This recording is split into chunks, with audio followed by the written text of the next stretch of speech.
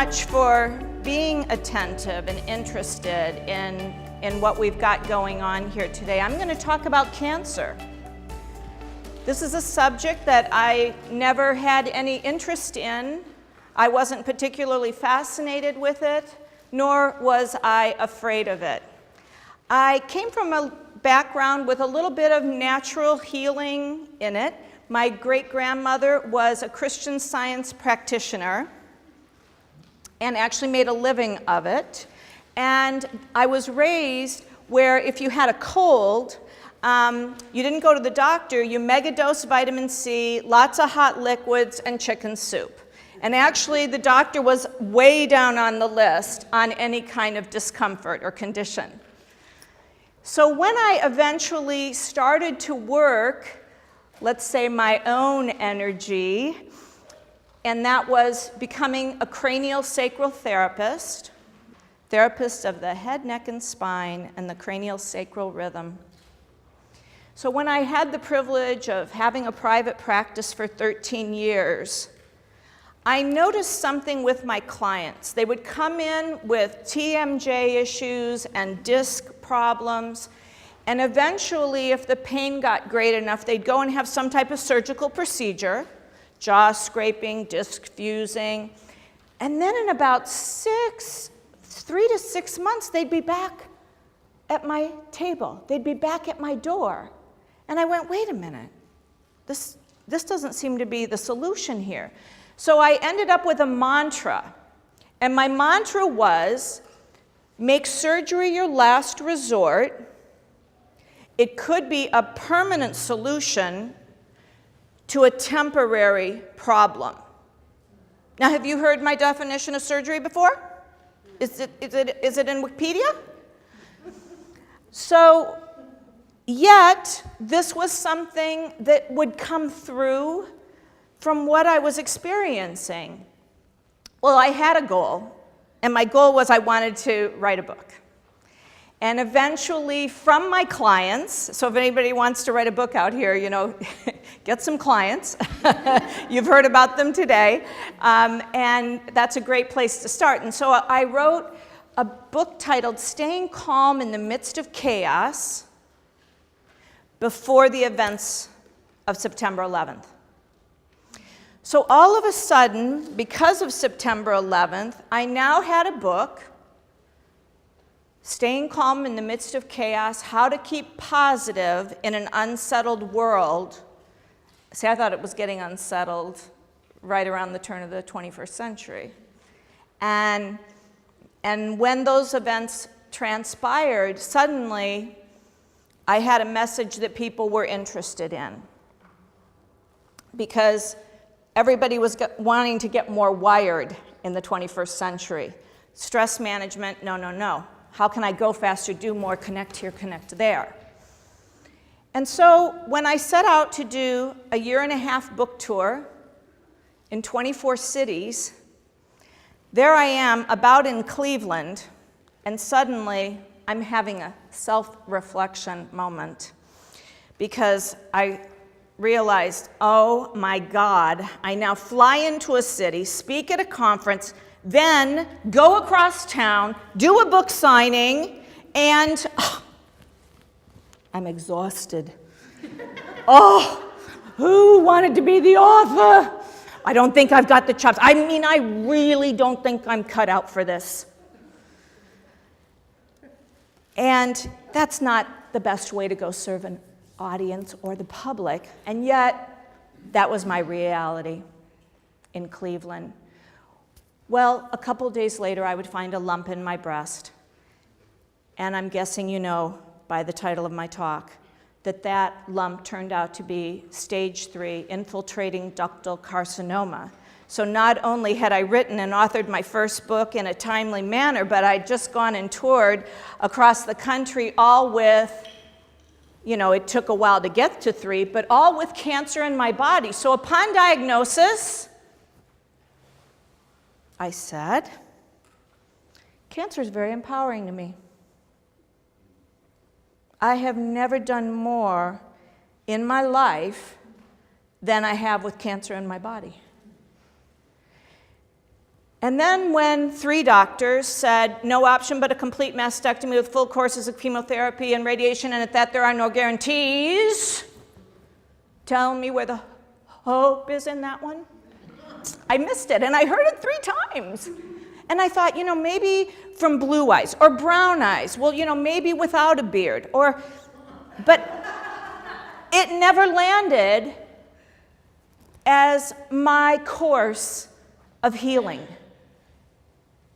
Never landed. And so then all of a sudden, when I'm saying no to what these doctors are offering, that mantra that I was giving my clients, make surgery your last resort, it could be a permanent solution to a temporary problem. Me? Me. So in 2003, I found a doctor who was using the immune system to reverse cancer. The treatment is science. It's RNA and DNA transference to the front line of defense. That's the T cells and the B cells. So that is some pretty heavy-duty science there. Low dose, 10% chemotherapy and radiation, and a whole lot of other things that we've been talking about and that you're going to hear about for the rest of the day. But it came really from my first book. At that moment in 2003, I couldn't control all the events in my life. That cancer was there. But I could control the way I responded. And you're hearing that story a lot. So what I knew was not wanting a mastectomy to start this party. I knew I was looking for a game changer. And by the time Dr. Rubio treated me, he already had 18 years of research, so I was not a guinea pig. It takes 15 years for a drug to go to market. Immunotherapy is about to hit big. And 5, 5, and 5. There's 3 stages of development. So he was at 18 years. He was past those numbers.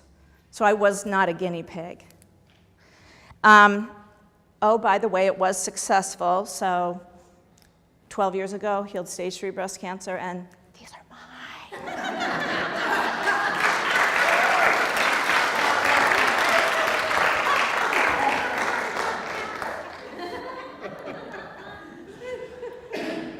I actually never thought about cancer, as I was telling you in my past, and I also never thought I was going to be so excited about breasts. And by the way, I often will get up in front of audiences, so why should I hold back with you? And I tell women, we got to touch them more. Every day. Every day, you stimulate the lymphatic system. Why do all this stuff up here and all this stuff out here when the mother lode, baby? All right. Every once in a while, a lucky day happens. And at the time that I was healing, by the way, when you heal cancer naturally, it takes longer. When you treat cancer like a systemic or metabolic condition, which is what it really is, not something to be afraid of, and take out the A-bomb for some of us.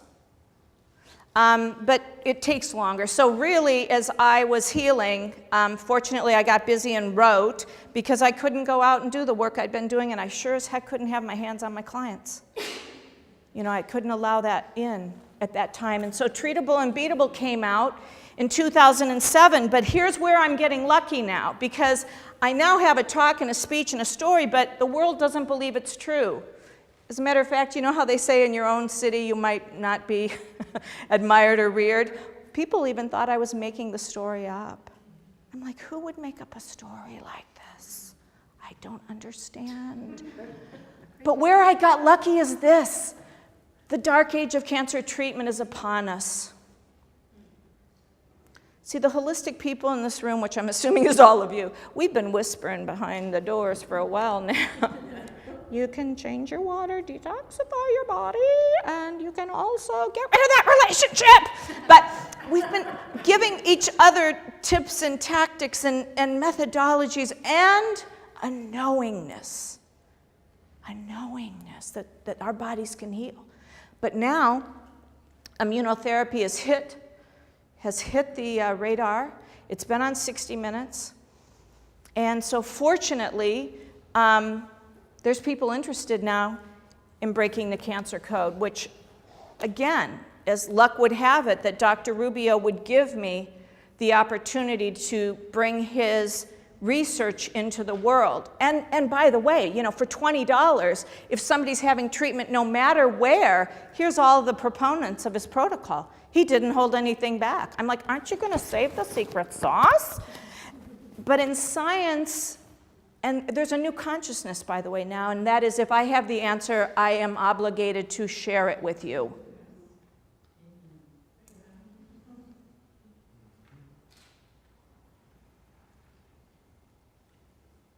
And that's why we're here today. All healing is now, in this new era, it's a 50-50 relationship. I don't have to come in and say, you are the boss. You know, you are sitting at the right hand of God. Because I am sitting at the left hand while my health practitioner is at the right hand. There's much more of an equality in the digital age, but we have to also be careful. We have to be smart, but we also have to trust another. You know, the people that scare me the most are sometimes really highly evolved, health-educated people who don't want to listen to somebody who's been doing natural healing for 25 years, in cancer specifically. They don't want to hear it.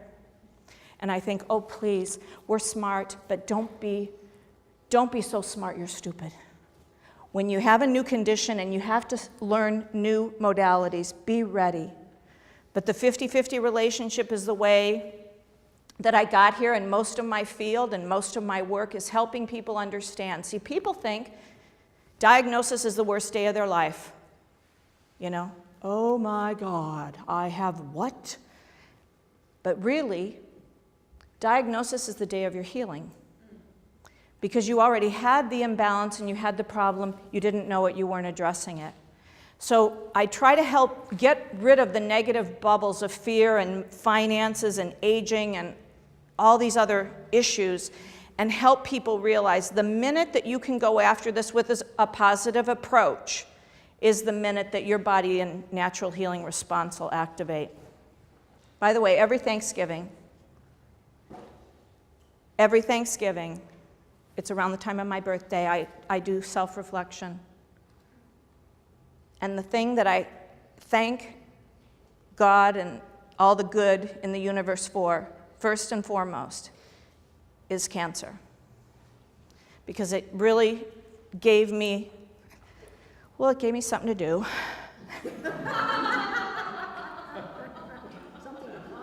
I'm far from bored. But it taught me the significance of life's journey and the frailty of the human experience. Thank you.